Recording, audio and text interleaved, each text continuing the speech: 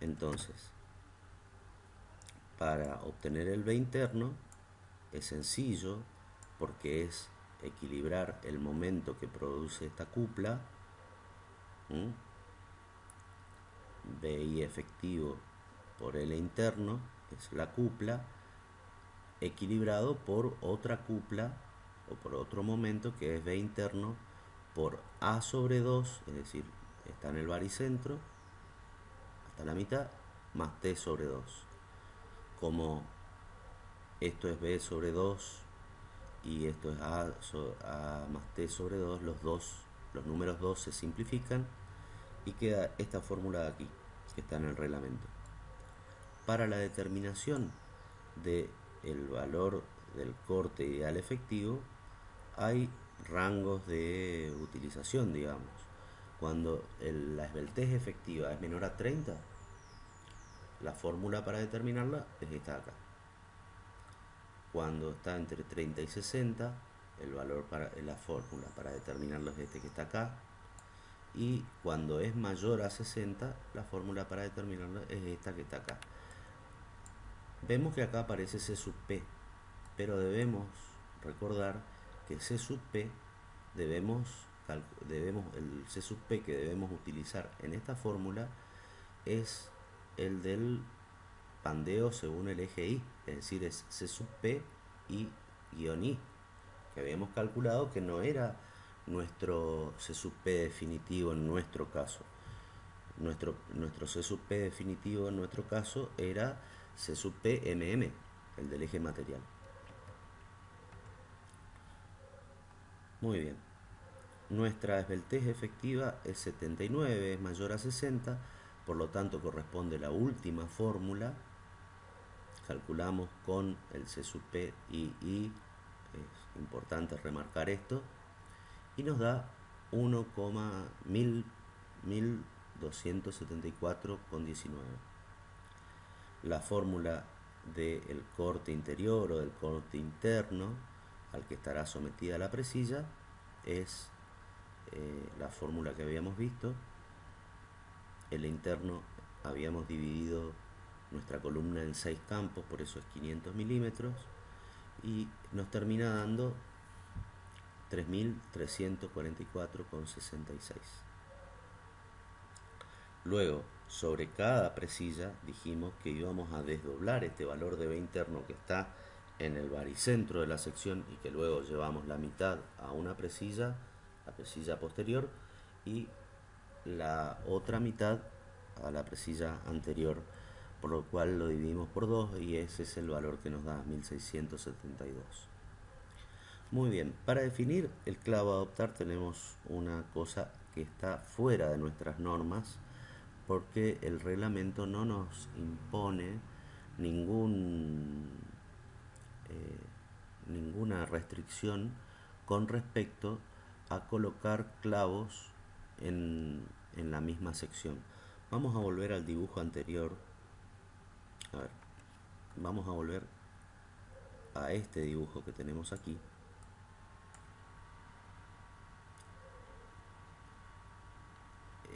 La norma no nos dice nada acerca de colocar clavos en la misma sección, pero en la cátedra consideramos que esta disposición de la DIN 1052, que dice que si esta distancia que está entre la punta de un clavo y la próxima superficie de corte es mayor que 8 veces el diámetro del clavo a utilizar, se pueden colocar clavos desde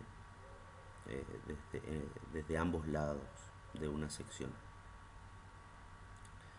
En caso de que sea menor, este clavo debería de desplazarse hacia arriba o hacia abajo 5 diámetros. Eso es lo que está dispuesto en la norma antigua, norma alemana 1052, artículo 11.315. Entonces, elegimos un clavo con una longitud de vástago tal de que nos permita clavar desde ambos lados de la sección. Elegimos 2 pulgadas, La de 2 pulgadas corresponde a un diámetro de 2,87 milímetros y calculamos lo que es S1. S1 es el espesor de la presilla más D, y de D se le resta la longitud del clavo. Eso me da 4 pulgadas o 101,6 milímetros. Y 8D nos da 22,96 milímetros. S1 es mayor que 8D y podemos clavar en la misma sección. Podríamos haber ido quizás a un clavo de mayor longitud, que el siguiente es el de 2 pulgadas y media. Sabiendo esto, vamos a calcular la resistencia lateral Z del clavo. Sabemos que tenemos que unir la presilla, que tiene 1 pulgada de espesor, y la penetración en el cordón es 50,8 menos 25,4, es decir, 25,4. Entonces, LS, que era la longitud lateral de penetración, es 1 pulgada, y LM, que es la penetración que tiene el clavo en el miembro central, es también 1 pulgada. Muy bien. Vamos a determinar algunas cositas. Bueno, acá tenemos en la tabla, en el capítulo 8, que es todo lo que es uniones mecánicas, tenemos los distintos modos de rotura, y nosotros tenemos una sola sección de corte, es decir, que deberíamos trabajar con esta serie de fórmulas. Para esta serie de fórmulas debemos determinar todos estos parámetros que están aquí abajo: la resistencia al aplastamiento, la tensión de fluencia para la flexión del clavo, LM y LS que acabamos de determinar, un coeficiente RD, una relación entre las tensiones de aplastamiento y una relación de penetración, que es esta que está acá, LM sobre LS. Y estos coeficientes que están basados en todos estos parámetros que acabamos de decir. Muy bien. Para determinar la resistencia al aplastamiento, sabemos que tanto para el cordón, que sería nuestro miembro central, como para la presilla, tenemos el mismo tipo de madera, por lo tanto tendrán la misma resistencia al aplastamiento. Esta es la tabla con la cual se determina la S, que está en el suplemento 4, la S4111-1. ¿Cómo se determina? Obteniendo la gravedad específica en hidra, G, que es un peso específico totalmente seco, es decir, se toma una probeta, se la lleva a estufa y en condiciones de cero absorción de humedad se la pesa y se le toma el volumen, y es un parámetro que influye precisamente en todo este tipo de cosas, en el aplastamiento, etc. Nosotros acá tenemos marcado que se trata de madera cerrada de pino Paraná, clase de resistencia 2, se puede tomar 0,36. Quizás ustedes me dirían, ¿por qué no utilizó tablas de pino Paraná?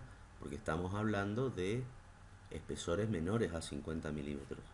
Ya veremos por qué, pero en todo caso nos estamos poniendo en una situación más conservadora, porque la tabla de pino Paraná de clase de resistencia 2 tiene una gravedad específica de 0,37 y esta tiene una gravedad específica menor.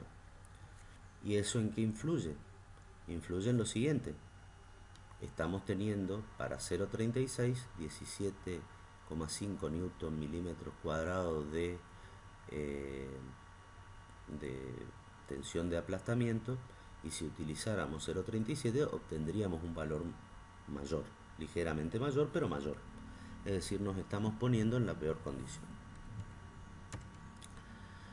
En la tabla siguiente, la tabla S411-3, está la tensión de fluencia en flexión, que para clavos en un entorno entre 2,5 y 3,6 es 690. Muy bien, y eso es lo que tenemos aquí.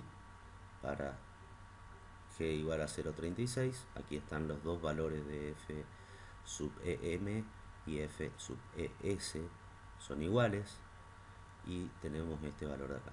Nos resta determinar el valor de RD, que está en las fórmulas de K1, K2 y K3, y ese coeficiente de reducción se obtiene según esta tabla que está en el capítulo 8, que para diámetros menores a 6,35 para todos los modos de rotura tiene un mismo valor y es igual a K sub D. Y K sub D se determina según el diámetro del clavo. Entonces, para diámetros menores a 4,3, K sub D es igual a 2,2. Y aquí en este gráfico,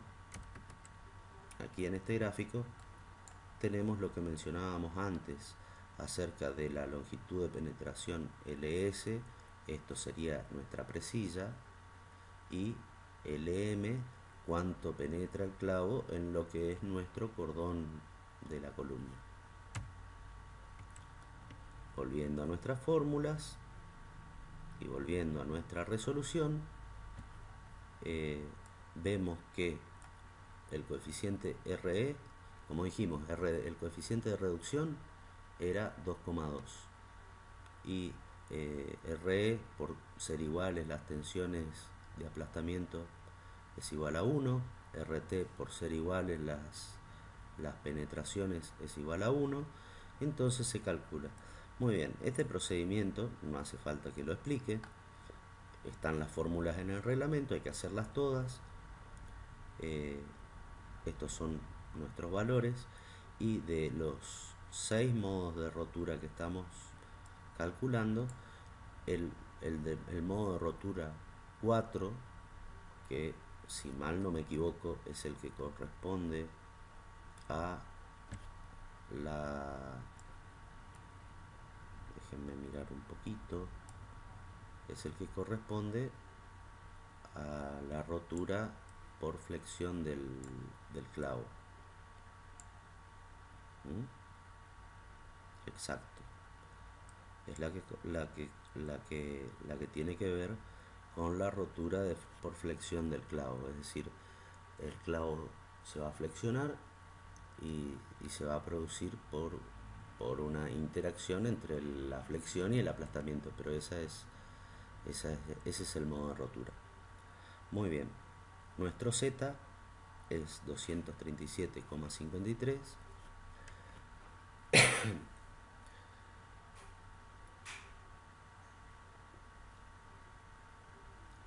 No lo hemos ajustado, lo ajustaremos luego, pero aquí hay una discusión acerca de las distancias que debemos tomar, tanto en un sentido como en otro.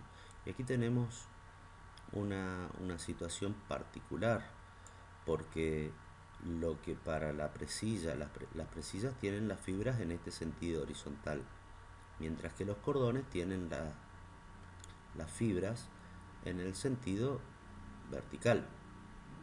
Por lo tanto, nosotros debemos utilizar la tabla 822, que es la tabla que nos da las separaciones entre clavos y de los claves a los bordes y a los extremos, de la manera que sea más desfavorable o que sea más racional. Y entonces, la tabla es la siguiente, esta que está acá. Fíjense que estamos trabajando con clavos sin preperforación, y si trabajáramos con un borde se le llama a esto que está acá, a este lado no solicitado, paralelo a la dirección de la fuerza, pero no está solicitado, y extremo se le llama a este borde que está acá, que estaría solicitado como a un desgarramiento de, de las fibras. Si consideramos la dirección perpendicular a las fibras, 10D es nuestra situación, nuestra peor situación. Mientras tanto que cuando hablemos al extremo, cuando estemos tratando al extremo, estaremos hablando de manera paralela a la fibra. Para un extremo descargado es 10D también. Lo mismo aquí para determinar en una fila y entre filas cuál es el distanciamiento. Vamos a ver nuevamente el gráfico que está acá. Tenemos estas 4 distancias. Distancias a lo que sería un extremo. Fíjense que la fuerza está así. La fuerza está perpendicular a la dirección de las fibras. Por lo tanto, esto se materializa como un extremo y esto se materializa como un borde, más allá de que la presilla se encuentre a flexión. La distancia al extremo será 10D perpendicular a las fibras, y la distancia entre elementos en una fila, entre clavijas en una fila, también será 10D. Es decir, que este valor y este valor serán iguales.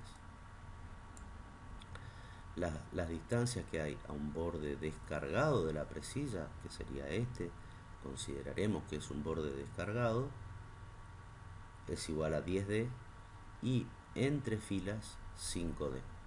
Entonces, teniendo en cuenta eso, vamos a tratar de diseñar nuestra clavadura calculando el número posible de filas. A ver, ahí. El número posible de filas es el espesor de nuestro cordón menos 2 por 10 diámetros, que es los dos espacios laterales que hay, este y este. Esto es T, esto es 10D y esto es 10D, dividido 5D, que es esta distancia 4.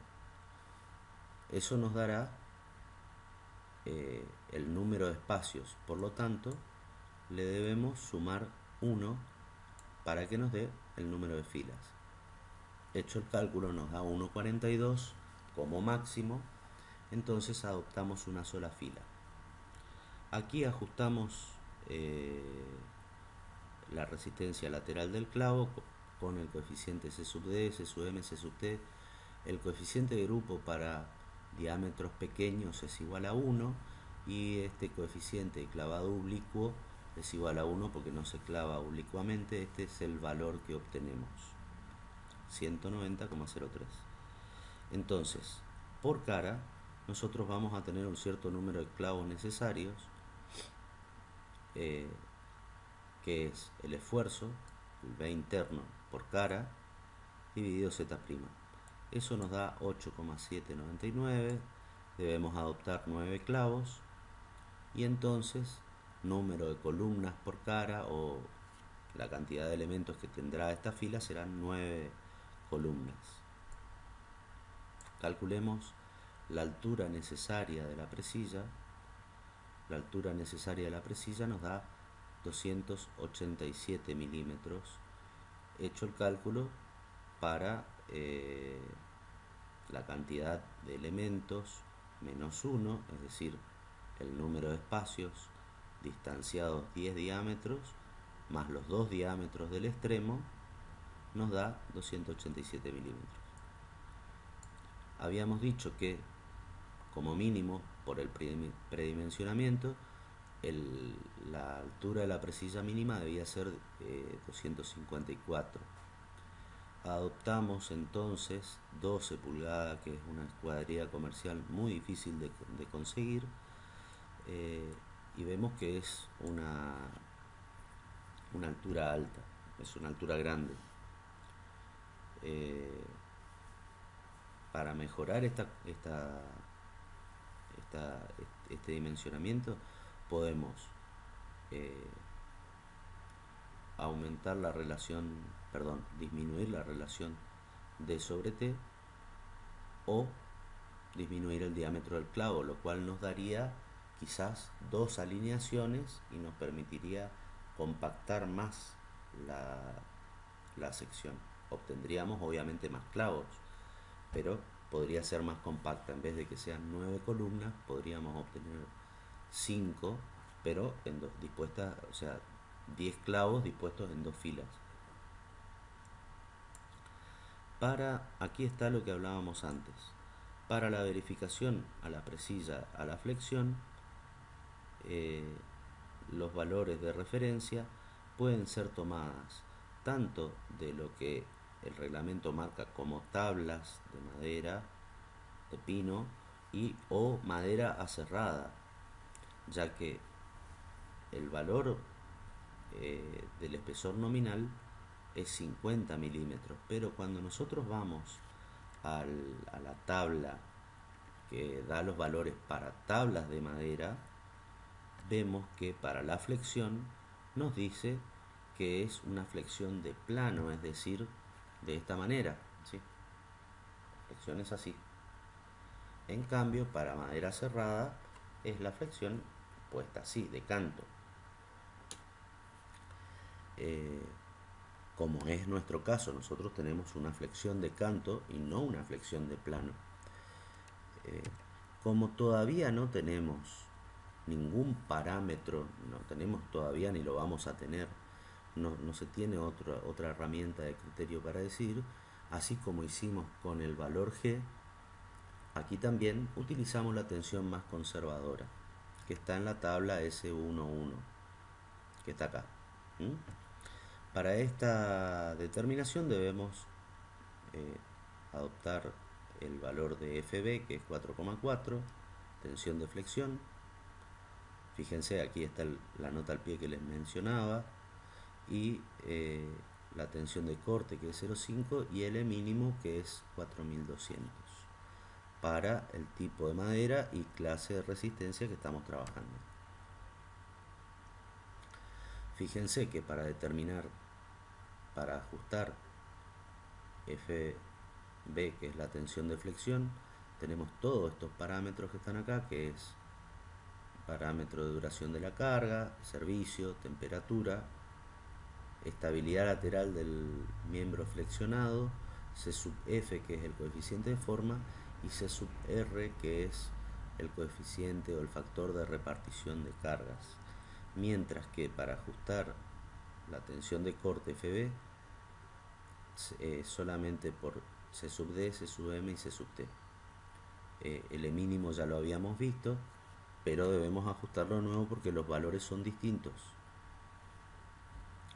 Entonces hemos tomado estos 4 valores que están acá de la tabla S11, ajustamos el mínimo, nos da 3780, ajustamos la tensión de corte, que es 0,40, calculamos C sub F como 150 dividido D, que es la altura de la presilla, elevado a la 0,2, 0,868, y para calcular el C sub L, así como calculábamos el C sub P, la determinación del C sub L es extremadamente similar. Se calcula el F asterisco FB, nos da este valor de acá, todos estos parámetros ya los hemos determinado, y para la determinación de C sub L, en el capítulo 3, aquí está, fíjense que es la misma fórmula, es exactamente la misma fórmula con algunas variaciones. En vez de tener 2C tenemos 1,9, y en vez de tener C tenemos 0,95, la mitad de 1,9. FB se determina como FBE, es como si fuera una tensión de Euler pero a la flexión, la tensión crítica de Euler como a la flexión, 1,2 de L' mínimo dividido RB al cuadrado. RB es esta relación de esbeltez lateral, que está dada por esta fórmula, que incluye a D, que es la altura de la viga o de la pieza flexionada, como en este caso, y B es la base, y LE es como si fuera una longitud efectiva de pandeo lateral que se determina por la tabla que está aquí arriba. Longitud efectiva de pandeo lateral es como si fuera una longitud de pandeo, solamente que ocurre la flexión. Nosotros, si observamos la deformada de nuestra presilla, vamos a ver que la misma se deforma como si fuera un voladizo. A ver si lo tengo programado acá. Exacto. Es como que este punto está empotrado y la deformación es hasta la mitad así, y del otro lado es lo mismo pero con la carga al revés. Es como que estuviera flexionado hacia arriba. Entonces vamos a considerar que la presilla, perdón, vamos para atrás, es una viga en voladizo con una carga concentrada en el extremo. Ahora vamos a ver que nuestra relación LU sobre D es menor a 7, por lo tanto corresponde esta longitud efectiva en esta tabla. Muy bien, aquí estamos. LU es la longitud de nuestro voladizo, es decir, la carga estaba ubicada en el baricentro de la presilla y la debemos trasladar al eje del cordón. Por lo tanto, LU, que es la longitud libre de arrastramientos, es A más T sobre 2. LU sobre la longitud de la presilla, que sería LU sobre D, es igual a 0,31 menor a 7. Calculamos LE, me da este valor de 178. Entonces, una vez determinada esta luz efectiva de pandeo, debemos calcular RB. Se calcula, es menor que 50, por lo tanto verifica. Se calcula FB y hacemos el mismo procedimiento que hemos hecho antes. No tiene objeto que lo desarmemos. Obtenemos que C sub L es 0,997. Entonces, nuestra tensión ajustada a la flexión es 3,046 newton por milímetro cuadrado.